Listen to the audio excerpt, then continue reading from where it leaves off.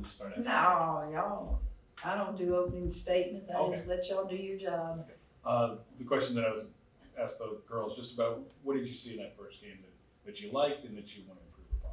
Pretty much a lot of the things you've asked. Obviously, we didn't shoot the ball particularly well. We want to, if you can shoot 45% from the field, that's good. We were right there, 44 point, something. I don't know if it was 4 or 6 or whatever, but you're going to be able to compete in a lot of games if you can shoot it from the field, at least 45, percent shooting. We put up a lot of shots. Now, I'm not going to kid you. I don't know that you can win a lot of games putting up that many shots against good teams, so there may be low-scoring games. It may be we milk that clock to try to stay in ball games. So that'll come as we scout teams. Right now, these exhibitions don't count, so I'm using those really like a practice session. I'm able to turn the lights on, put people in the stands, and see who performs with the lights on maybe a little bit better than they have in practice, and who kind of just gets nervous and doesn't perform. Who can I go to when I need my best 5 on the floor to defend? There's just so much I'm trying to do out there, and I can't do it all in one exhibition, can't do it all in 2 exhibitions. It just comes with playing. I thought the one thing that I've told all of you, they're gonna play hard. They're gonna play hard. And they're gonna play excited. We're gonna celebrate little things. We're gonna celebrate a lot of little things. And I was pleased. Look, this is football season, soccer season, volleyball season, high school playoffs, everything. And you still had a decent crowd here on a Saturday, beautiful afternoon. And I appreciate that. They appreciate that. And let's just keep building on it and see how quickly we can, become a team that's reputable, a team that's, respected. Kim, this was the first time in 21 years you've been in a different environment. And how were your emotions inside? What were your feelings? Did it feel a little bit different, or was it just another day at the office? Well, I think it felt a lot different in some ways, but it also, coaching is coaching, and none of that is different.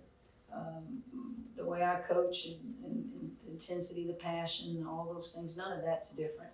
The different part is you're wearing a different color uniform, you're representing a different school, you're trying to pay attention and change some things within the program, within the university that you need, that will help you continue to get back to where you want this program to be. Those are things that are different, but I just go out there and coach and try my best to put those kids in a position to be successful.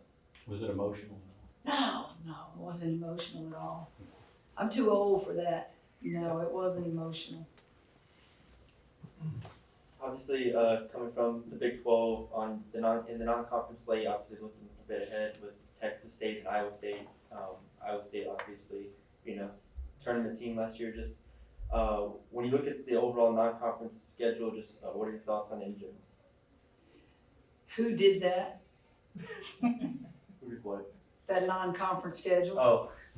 There's some darn good teams on there, and they're tough matchups for us. Just off the top of my head, the second game of the year with Florida Gulf Coast was a tough matchup for us because they shoot the 3 ball all over the floor. Well, I like to play bigs. Well, can my bigs go out there and guard the 3? So am I giving up 3s for 2s? So those are things that when I look at the non-conference schedule, I think about the Iowa State.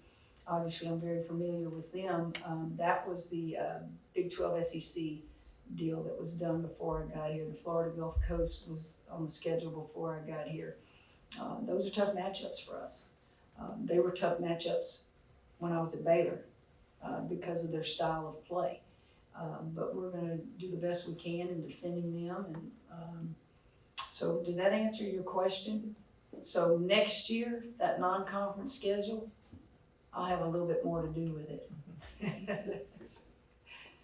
Looks like it got a little out of hand late, but did you like the defensive field goal percentage? That's the first thing I look at after every game. Yes, I like that. Guys, I keep perspective now, okay? I don't look at the score. you have to remember, we started the game with a big lineup, half court, man-to-man. Okay, so I'm putting new kids in, smaller lineup. So now I've got to go do things in the full court. So I don't even have a clue what the score is at that point. So kids that can play, that need to help us press a little more, that's what I was doing. And then in the fourth quarter, looking at people that maybe can play a role for you, but can they press and do those things? Generate something on the defensive end that you can help us with, and not look at the score. And that's what I told them. I said, don't look at the score. You better worry about producing and getting my attention, and let me see first on the defensive end what you can do. And that's why it was as high as it was. It's because I kept looking at what we call our one defense is full court man-to-man, and who can play that for us when I can't go big. Yeah, regarding tomorrow night's game, do you have any different plans, or is it gonna be like part two, or is it gonna be the Well, same It's approach? gonna be pretty much the same, but looking at different lineup. Looking at Autumn and Hannah Gusters together inside instead of the two bigs, give them a different look when the game starts. May look at the smaller lineup on the perimeter, just main pieces, but maybe at different parts of the game. But we don't do a scouting report on exhibitions. I know in my heart what I've got to work on to get them ready, and they don't know that. But pretty much the same.